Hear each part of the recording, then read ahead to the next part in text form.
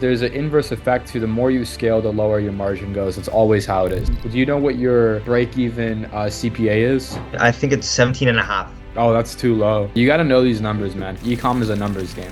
Well, you guys aren't scaling yet. Just to clarify, scaling to me is at least doing 10K a day. Anything under 10K a day is testing. What's your day-to-day profit looking like right now? We are currently doing about Your current e-com situation, how are things looking? How are things going? What's going on?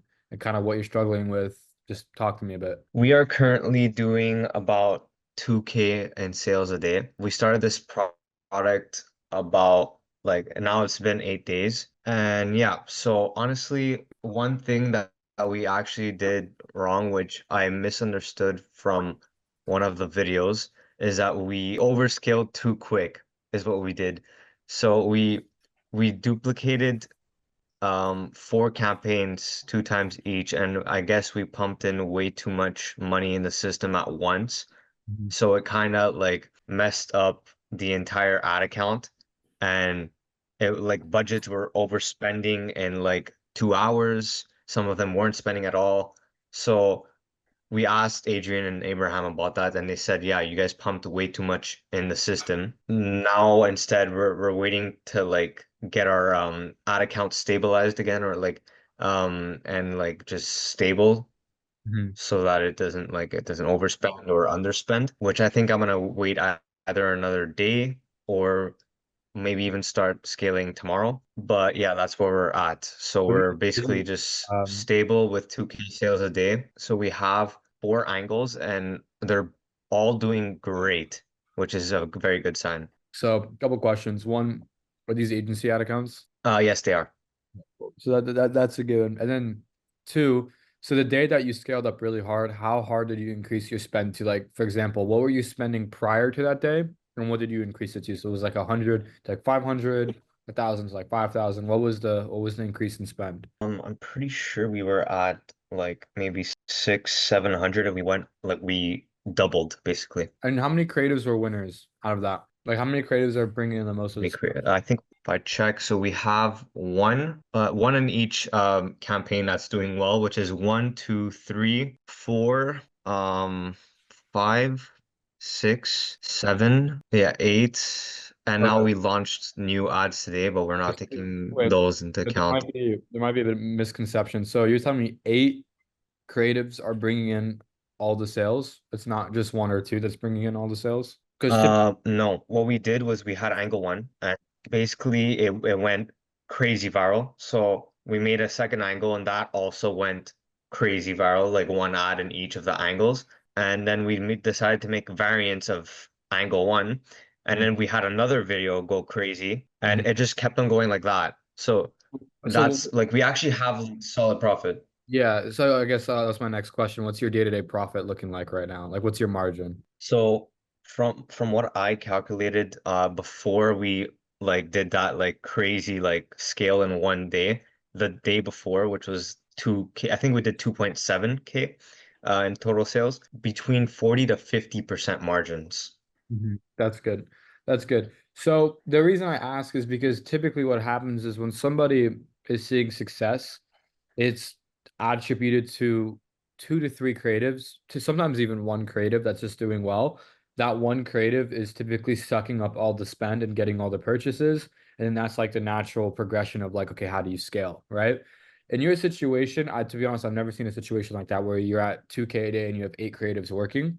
Because typically, like even at like 50K a day, we'll still only have like three to four creatives bringing in a majority of the spend, right? So to have eight creatives working at 2K, I've never heard that before. So there might be maybe there's a bit of miscommunication. So do you know off the top of your head which creative has the most purchases? Like, do you know how many purchases that is? Maybe like 20, 30, 200? Because I'm gonna check. I'm there gonna might check right now. there might be a drop off from your first best creative and like your last best creative, if you know what I mean. Yeah. So obviously, the newer angles have a little less, But if you look but at lifetime, look at from what lifetime. I'm seeing, Yeah. yeah, that's what I'm looking. I'm looking from since we started.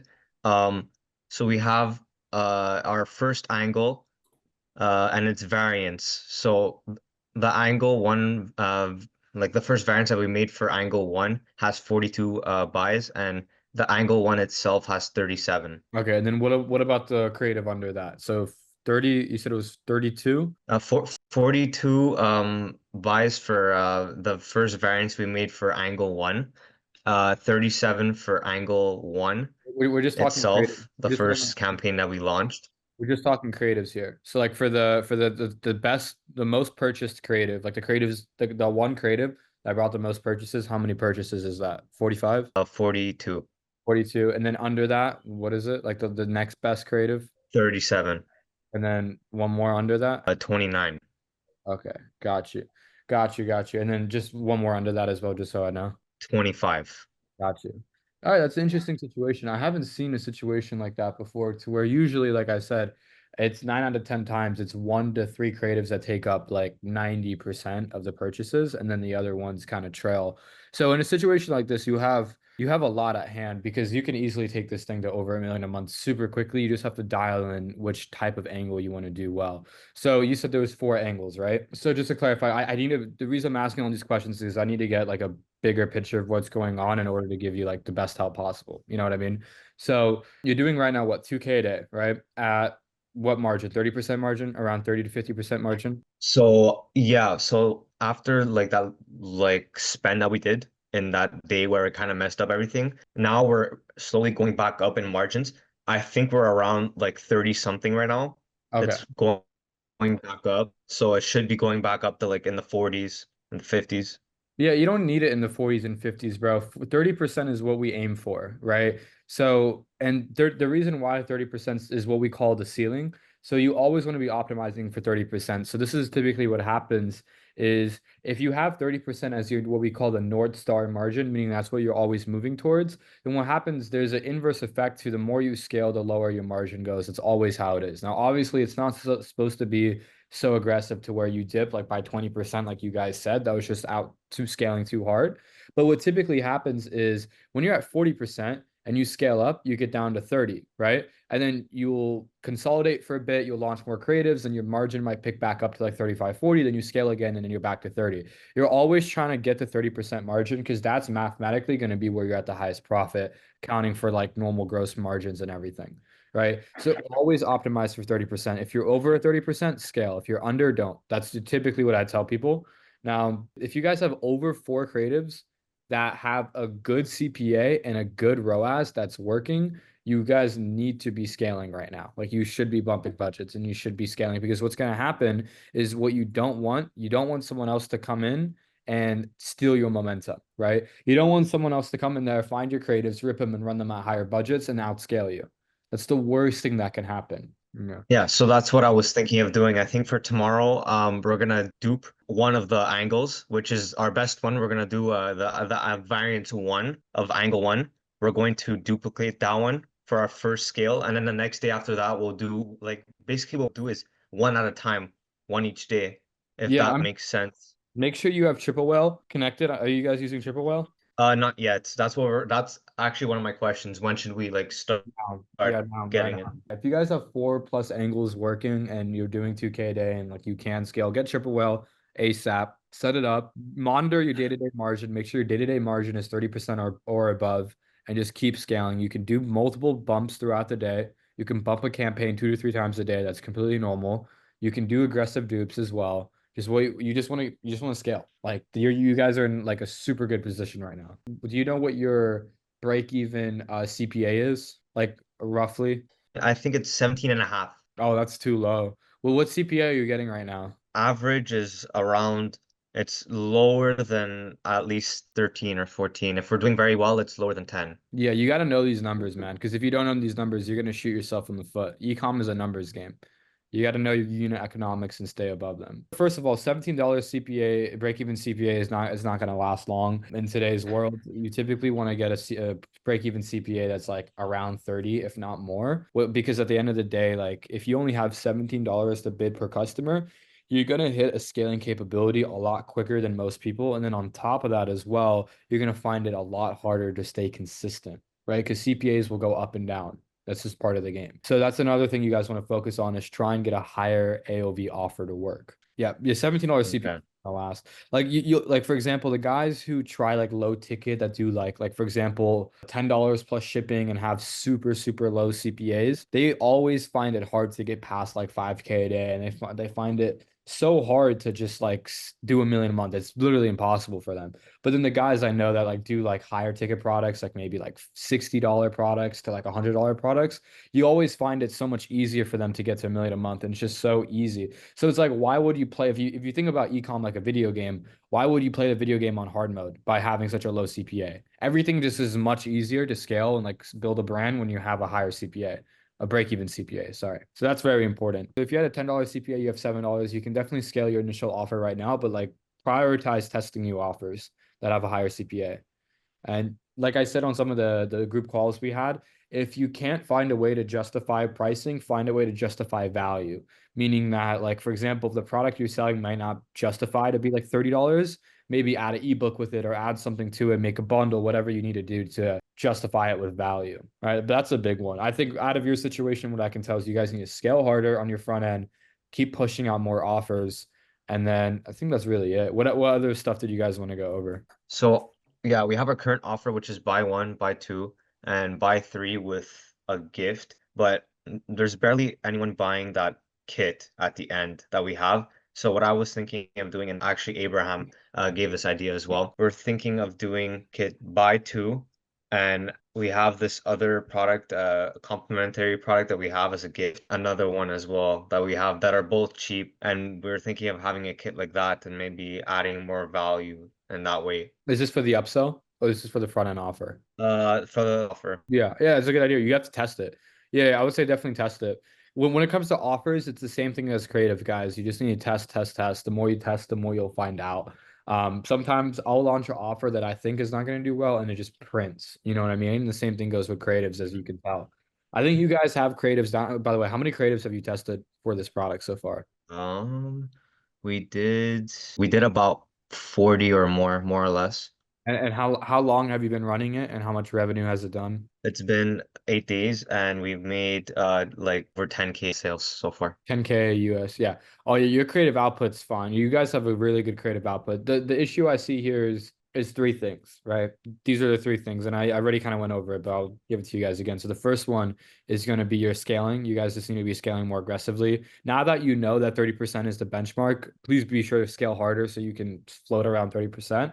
Second one is going to be your offer and AOV. Your offer AOV is way too low for you to get to a million a month. Like dude, I'll wire you 100K if you can get to a million a month with a $17 break even CPA. It's just not gonna happen. You know what I mean? It's like literally impossible. And if you do it, like that you're breaking history right there because it just doesn't happen. You know, and to do that consistently, to do a million a month for a whole year with a $17 offer, $17 break even CPA is like really hard. So that's the second thing is going to be your offer and CPA.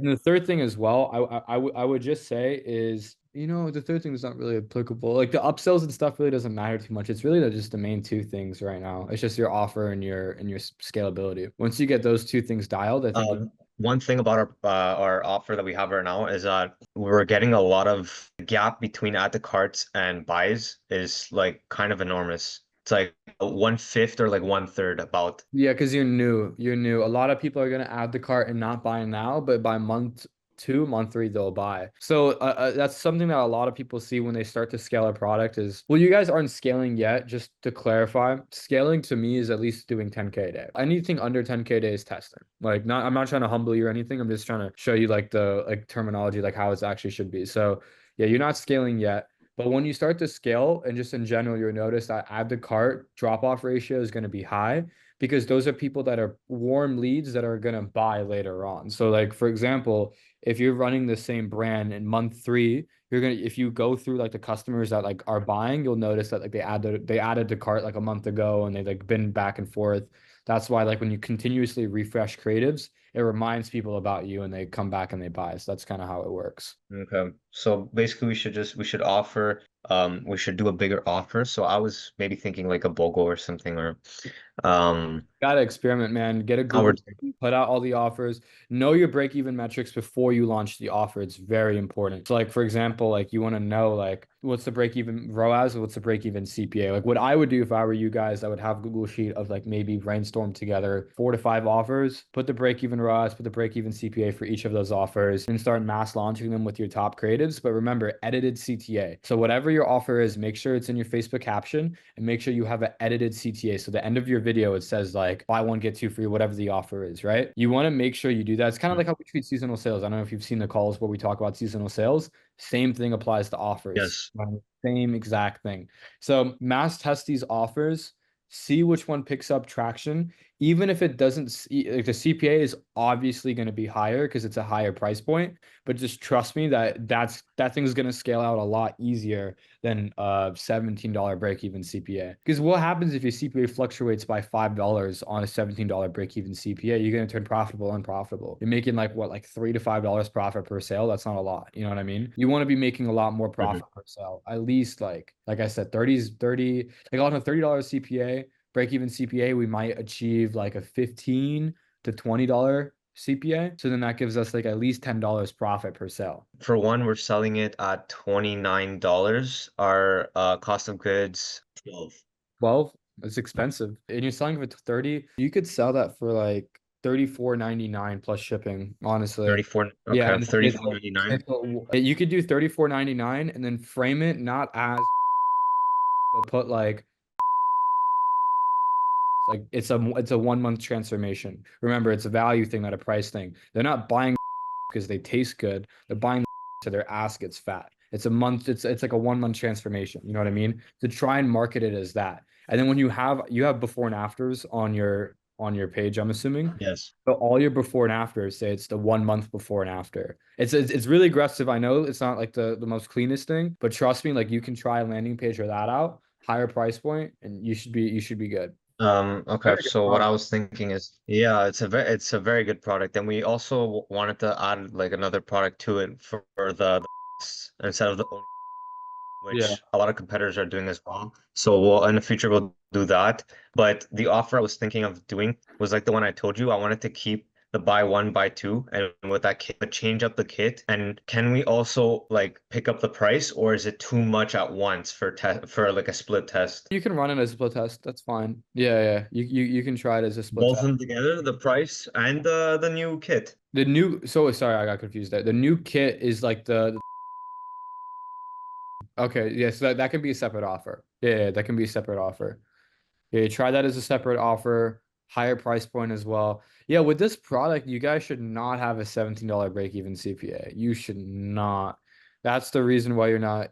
I mean, for the reason you're not scaling is because you're actually literally not scaling. You should be scaling your ads. But besides that, that's a big reason why you're not seeing as much success as you could be. It's because your offer is not where it needs to be. So try that. That's a really good idea. Try a lot of different iterations of that. So different kits. Maybe you can do a try just the Mhm. regular landing page that says like 1 month transformation, 34.99 plus shipping, like I said. Those are three offers right there that you guys can try. Those are the type of products that get to 1 million a month pretty quickly. And how do I price the rest of like the buy two and the kit if I'm doing this one at 495? Do I do the same margins as the buy one, but for like the rest of them? To price those other options, a lot of it comes down to what you feel it's valued at, which I know is like probably the worst thing you want to hear.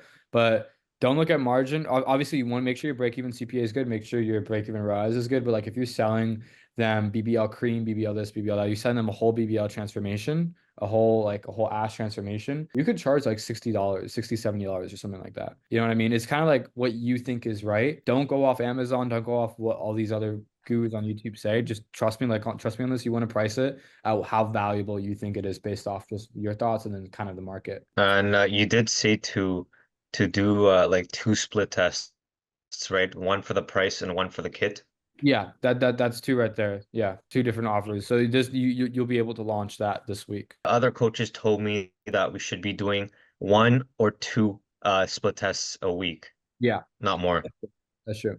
Yeah. And well, as you at your scale. Now, if you guys scale up and you scale up your ads, and let's say you're doing 5K a day now, you have more room to start doing more split tests.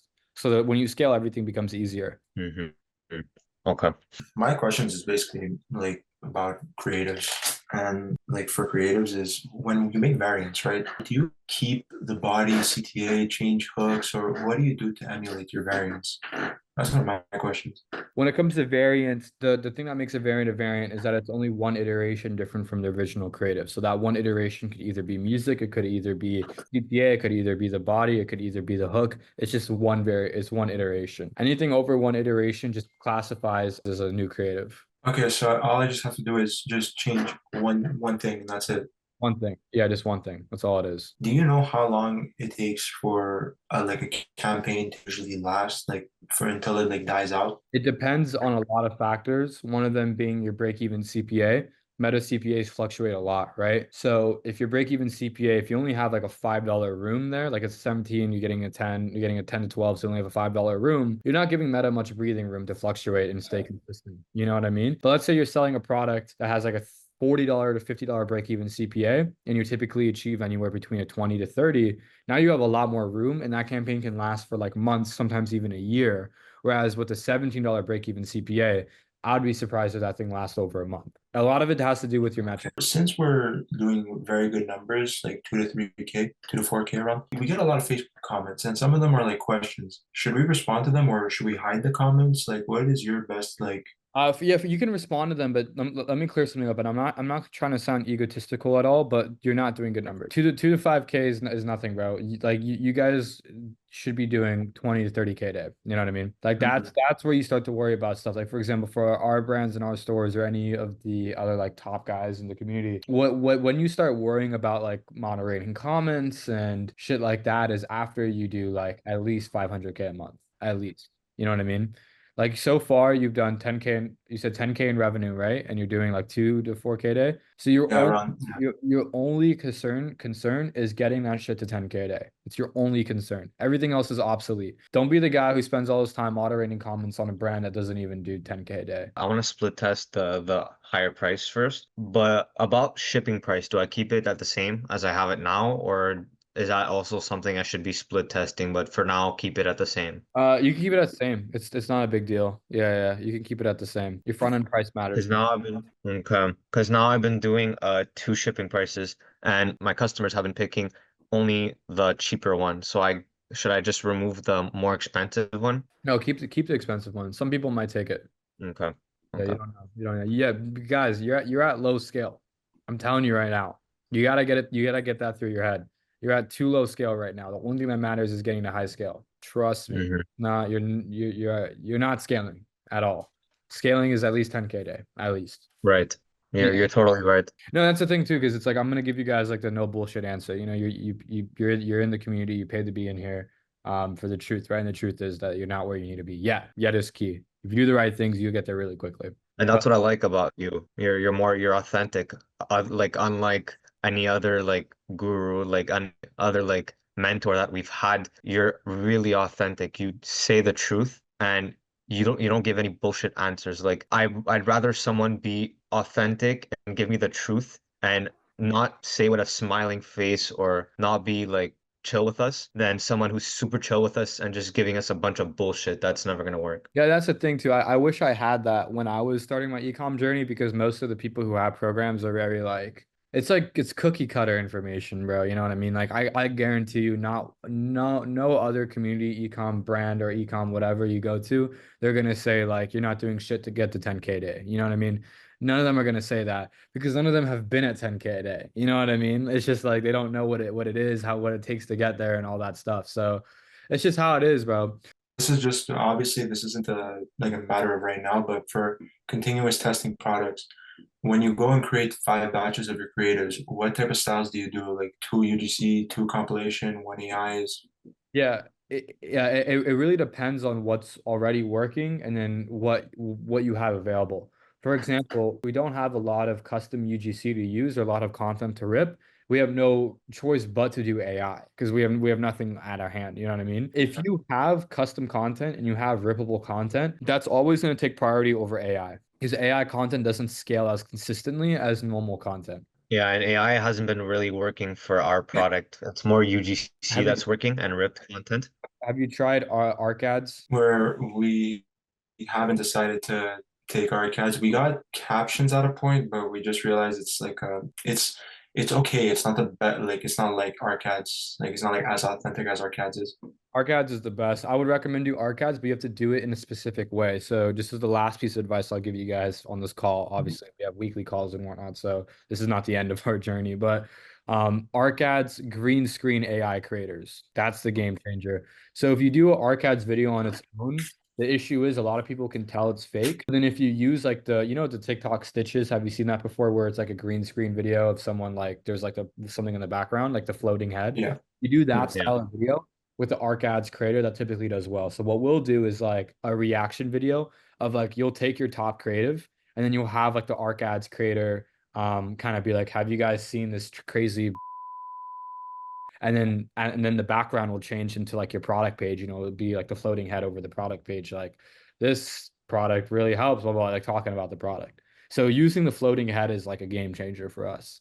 Can I just ask you two one word questions? Like, Yeah. so when do you start getting your own UGC? 2 weeks of doing 7 to 10K a day, then you can start getting UGC. And lastly, when should we start putting up 10 ads a day or more than five in general? I would say after 5K a day. After 5K a day. So if you guys pass 5K a day and you're still scaling, you're doing well, just keep and make sure you're scaling alongside of it. Because good creative output is nothing if you're not scaling. Right. All right. That's perfect. Thank you. How has it been so far with Jolt? I'll let one of you just start off, but how has it been so far? How's everything going? Anything to say? I'll start. Well, when we first joined it, I was looking through the course. It was the same thing, but obviously we learned more and more new things. Talking about more creatives, I always knew it was a creative game changer. I always knew there was something new to learn, and I always knew that there are always more people to learn from that are really authentic, and that's what I truly look for when it comes to e-commerce. And honestly, when we joined Jolt Ecom, it's showed like it's shown us that we've done really consistent good days, and it shows that you really provide us with a real sauce and real like keys to getting that like consistent 2 or 4K days. Doesn't really matter, but the moral of the story is that you guys always provide with real true sauce and you guys never lie, and that's the one thing I really like. And for myself, that's also one thing I've really noticed. Unlike any other mentorship or any other ecom guru, you guys are not even gurus. You guys are so on like authentic. You guys are real. You guys give real information, like Dean said. You give information that is like that's gonna work and not like you're not there for the money. You're there to help people, and that's what I like. I can feel the authentic vibe that you give, and it's no bullshit. It's all real, which is one thing I really, really like. So good job for that and good job for providing so much value. The textbook is really good, by the way. It's literally like a book we can learn off of. So that's what I really also like about your course. Never been done before, bro. Like you guys have to realize I've done every single course in the ecom space, and I've learned throughout the years that it's just like you don't learn shit from them, you know what I mean? Or like the group calls I've seen the other, I'm not gonna say any names, but I've been in the other ones. You just don't learn shit because they don't really teach anything. It's like very like cookie cutter, very blank. It's like there's no actionable items from the stuff. So appreciate that, guys. I'll let you guys get to it. I'm really late for dinner now, so I gotta run. If there's anything you guys need, just let us know in the community. And yeah, I'll see you guys on the next group call.